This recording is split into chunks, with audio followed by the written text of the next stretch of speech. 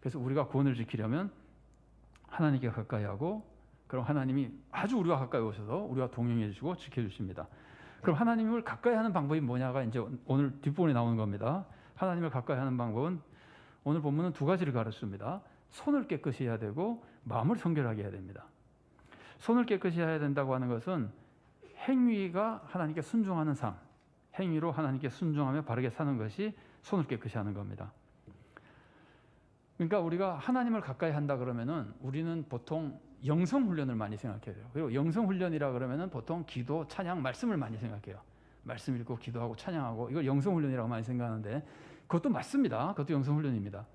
근데 하나님을 가까이 하는 영성 훈련으로서 오늘 본문이 강조하는 것은 오히려 손을 깨끗이 하는 거라는 거예요. 삶을 바르게 하는 거라는 거예요. 삶이 바라지면은 하나님과 금방 가까워집니다. 그 다음에 마음을 성결하게 해야 됩니다. 마음을 성결하게 한다고 하는 것은요, 두 마음을 품지 않는 겁니다. 우리가 이제 문자적으로 성결하게 한다 그러면 악한 생각을 하지 않는 것도 성결하게 하는 거지만 오늘 본문에서 강조하는 것은 두 마음을 품지 않는 거예요. 여기다가 우리 흔히 쓰는 말로 지조 있는 마음이라고 썼는데 그것도 표현이 그냥 참고로 보시고요. 두 마음을 품지 않는 거.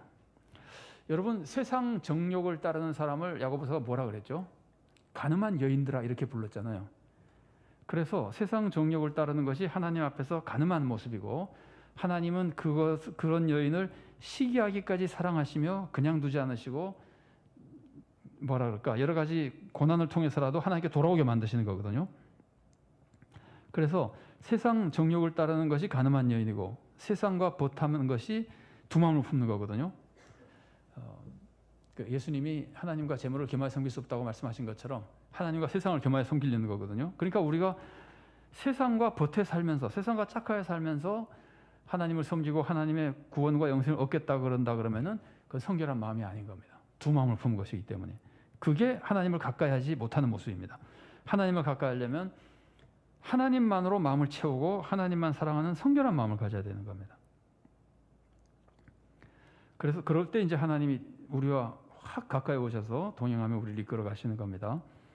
우리가 이 세상적인 잘못된 모습을 고치려면은 세상과 짝하려는 모습을 고치려면은 우선 세상을 따르는 것을 마음 아파해야 돼요. 세상과 따르는 것을 참 달콤하고 좋게 생각하면서 억지로 그걸 피하려고만 그러면은 좀처럼 벗어나기가 어려워요. 그게 정말 슬픈 일이고 하나님을 슬프게 만든 악이라고 하는 걸 알고 버려야 됩니다. 그리고 순종을 결단해야 됩니다. 하나님께 순종하기로 결단하는 것은 앞에서도 살펴본 대로 하나님 앞에서 겸손한 모습이고 하나님을 믿는 모습입니다. 그래서 순종을 결단하면 겸손이기 때문에 하나님께서 높여주시는 겁니다. 반대로 세상에서 높아지려 그러면 세상에서 인기를 얻고 세상에서 높아지기 위해서 세상의 방법을 따르고 세상과 짝하면 오히려 비천해지는 겁니다. 하나님이 물리치시고 비천해지고 망하는 겁니다. 우리는 하나님을 따라야 존귀해지는데 이 모든 것들이 단적으로 표현하면은 하나님이 우리를 너무나 사랑하셔서 악을 떠나게 만드시고 선한 길로 이끌어 가시는데 그 모습이 열정적인 사랑이기도 하고 시기하기까지 사랑하는 모습이기도 하고 그래서 우리는 신앙생활할 때 내가 뭐 대충 세상 따라가며 살아도 하나님 내버려 둘 것이라고 생각하면 절대로 안 됩니다. 하나님이 사랑이 너무 뜨거워서 열정적으로 그리고 시기하기까지 우리를 사랑하면서 그냥 두지 않습니다. 그래서 하나님을 믿는 것이 그냥 단순히 축복의 길이 아니고 하나님을 믿는 것은 세상의 파멸을 벗어나는 길입니다. 그래서 우리가 그 하나님의 사랑과 섭리를 잘 이해하고 파멸의 길인 세상을 따르지 않고 세상과 짝해 살지 않고 하나님을 따라 사는 정말 은혜가 충만하고 가치 있고 복된 삶이 되는 성도의 삶을 살 수 있기를 바랍니다. 자, 조별 토요일을 잠깐 보겠습니다. 여러분이 경험해서 한번 생각해 보세요. 내 뜻이 이루어지지 않은 것이 내가 그때 내 뜻이 이루어지지 않았는데 그게 혹시 하나님의 시기하는 사랑 때문인지 한번 생각해 보십시오.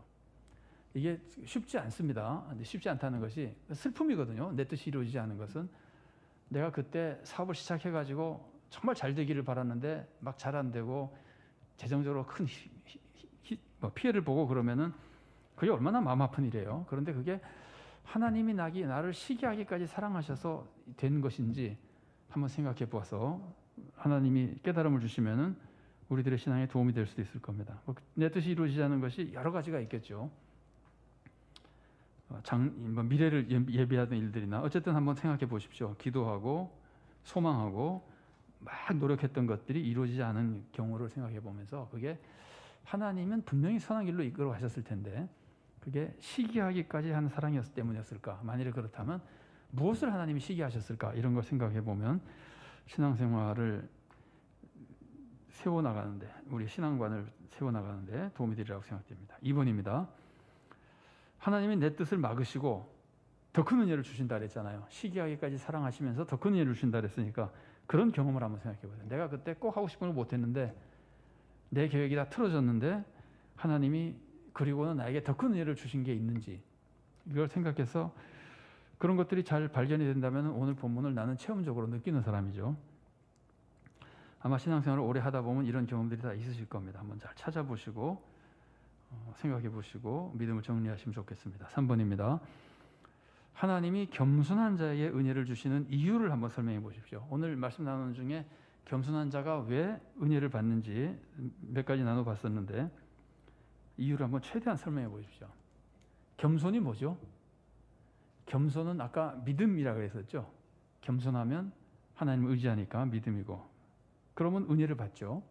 그런 것처럼 또 겸손은 순종이라는 말씀도 나눴었고 또 겸손은 이웃 앞에서도 겸손하다고 말씀 나눴었고 이런 모습을 쭉 생각해 가면서 겸손한 자에게 하나님이 은혜를 주시는 이유를 우리가 잘 이해하면은 저절로 겸손한 삶을 은혜를 받기 위해서 저절로 겸손한 삶을 살 수 있도록 성장하게 될 겁니다. 4번입니다. 내가 하나님을 가까이 하는 방법을 구체적으로 5가지 찾아보십시오. 요거는 사탄이 우리를 하나님께 가까이 하지 못하도록 방해하는 모습이 있잖아요. 오늘 말씀 나눈 것 중에 생각나는 게 있습니까? 사탄이 우리가 하나님께 가까이 하는 것을 사탄이 막는 방법. 그 생각나세요? 설교 시간에 딴짓하게 만드는 거. 이 사탄이 방해하는 거죠. 그러면 내가 하나님을 가까이 하는 구체적인 방법은 그것을 참고하면 뭐 어떻게 하는 건지 알 수 있겠죠. 할 수만 있으면 말씀을 가까이 하고 뭐 그런 것들.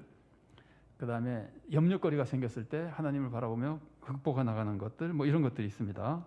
씨 뿌린 자 비유도 생각해 볼 수 있고 아까 느헤미야도 우리가 살펴봤습니다만 여러 가지 모습 속에서 내가 하나님을 가까이 하는 방법을 찾아볼 수 있습니다. 구체적으로 5가지를 한번 찾아보시면은 우리가 신앙생활에서 하나님과 더 가까워지는데 도움을 받을 수 있으리라고 생각됩니다.